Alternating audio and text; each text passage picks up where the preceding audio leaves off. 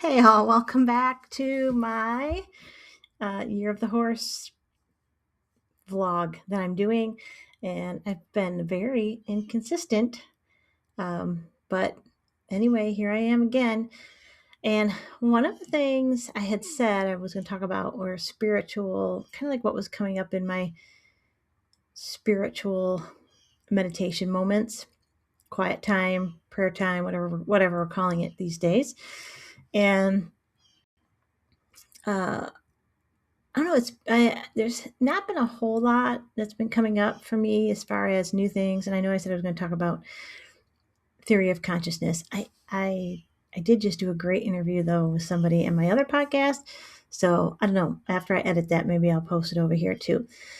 But I think anyway, for me, I have been struggling a lot these first 3 months of the 2026. It's almost April, but why has these first 3 months felt like 3 years? Um, and I always, part of it is with my ADHD, I also have some low key depression. It's been with me pretty much all of my life.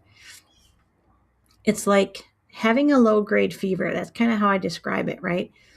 And so the last 3 months, but especially the last month, has been really difficult.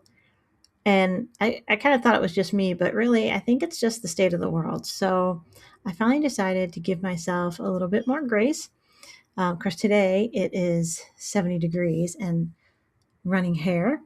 Got outside, went for a run, and it's amazing what sunshine does for your mental health.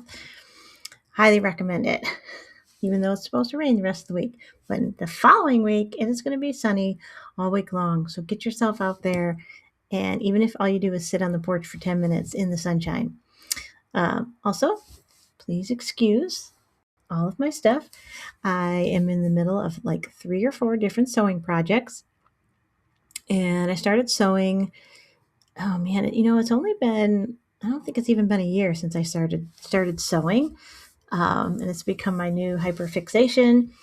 And when they talked about fabric stash, they weren't kidding. Like, I've only been sewing for a short time, and I've been very careful about how much fabric I have bought, although I've thrifted quite a bit.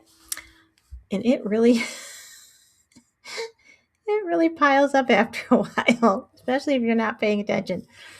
So now I do understand why people say, like, pick out the pattern first, then pick out your fabric, because you buy this fabric because you're like, that is so gorgeous, and then takes you forever to figure out what you're going to make with it.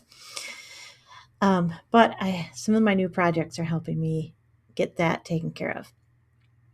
So if you've thought about getting into sewing, I highly recommend you take a beginner class. Jump in, get a good sewing machine, and just spend the money. I was recently, because I started watching a ton of sewing videos. Take a sewing class, like a beginner sewing class, and then watch a ton of videos on YouTube because they're free. And anyway, I've been watching a ton of videos, and but one of the gals I follow was talking about like having a sewing machine. Like, that should be a basic skill that you learn both for men and women growing up. Like, which I never really thought about it until I started sewing, and then she was talking about it, especially like if you own a house and you have a lawnmower, you should also have a sewing machine, because, like, if nothing else, mending and altering garments should just be standard practice, especially if we're going to really be eco mindful, and care for the planet and stuff, which I have really noticed as I've gotten into sewing more. Now I'm short. I'm only 5 feet tall. I wish I had this skill. Like, I wish that when I bought my house, I had put this on my housewarming list of a sewing machine, right? Buy a lawnmower, and get a sewing machine.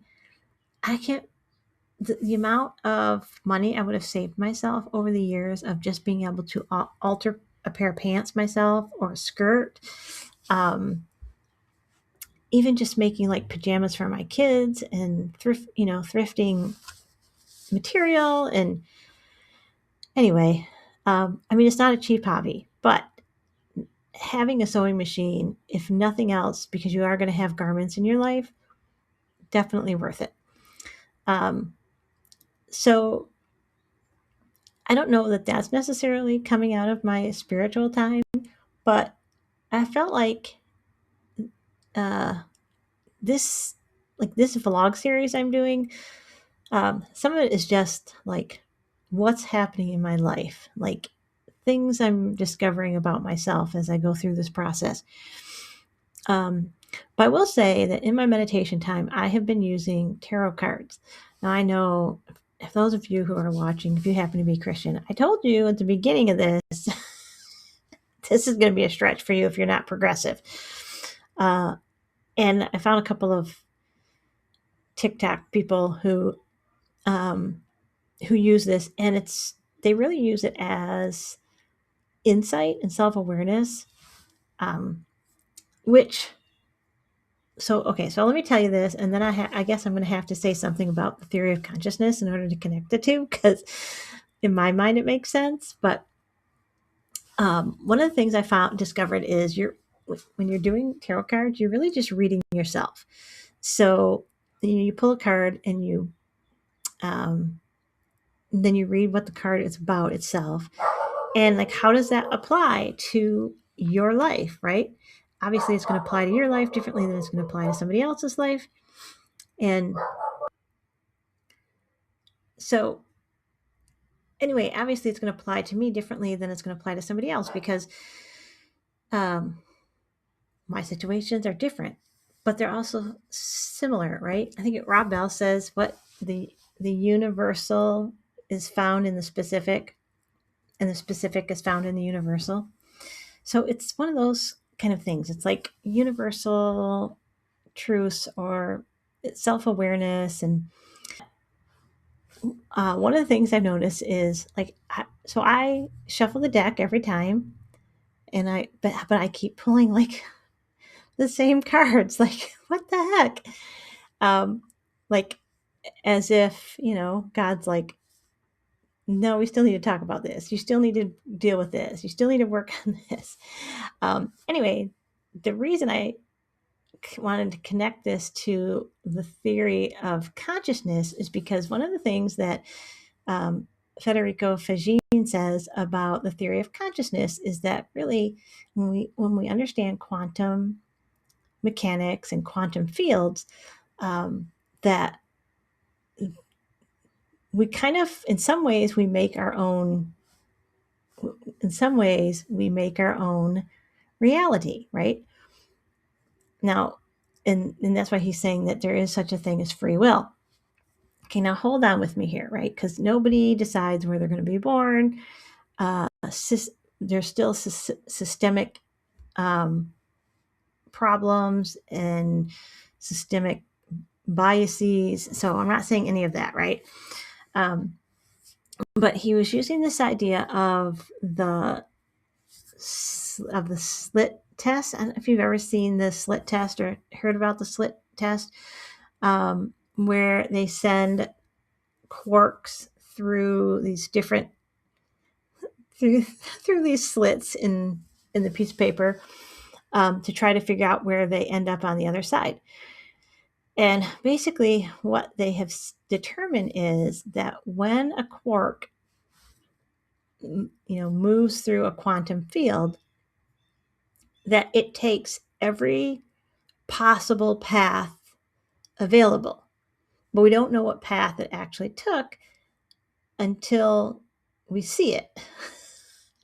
I'm not doing a good job. I definitely have to link Brian Cox's explanation, because he did a much better job explaining it.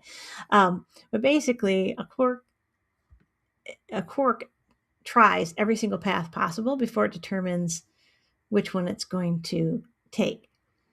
But basically, when we observe it, we've determined which path it's going to take. I know that sounds really bizarre. I feel like I'm talking in circles, but this is, if you listen now, if you go listen to Brian Cox, it does sound like he's talking in circles. But at the same time, I get it. I understand what he's saying. So going back to the tarot cards, because I keep pulling the same cards because I'm dealing with the same issues. Because using this idea of quantum fields, I'm making my own, like I'm pulling the cards myself. Like I'm deciding consciously or unconsciously which ones I'm pulling, even though I'm not until I observe it. Um, you've gotta watch the video so you can understand what I'm saying. Unless you are very aware of this slit experiment in quantum fields and quantum mechanics, and then you know exactly what I'm talking about. So get yourself a tarot deck and try it out. Um, so yeah, that's something that I lay awake at night thinking about, is how I keep managing to pull the same cards. So yeah, welcome to my head. Welcome to my brain. Anyway, uh, that's all I have to say about quantum mechanics and tarot cards. But I am making a quilted jacket. I'm making a quilted jacket, and I am doing an upcycle for Michael, my oldest, who had this sweatshirt and wants to be able to wear it, and it needs to be upsized a little bit. So I'm trying to figure that out. I already did an upcycle for my daughter Rebecca, and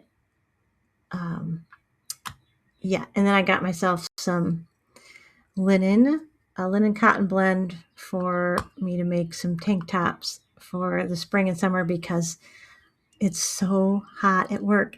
Now, you would think, as someone who is the operations director, I should be able to control the temperature, but for some reason, I cannot.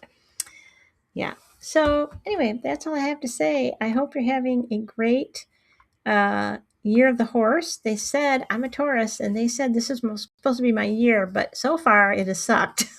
I don't know when it's supposed to turn around, but I'll let you know when it does.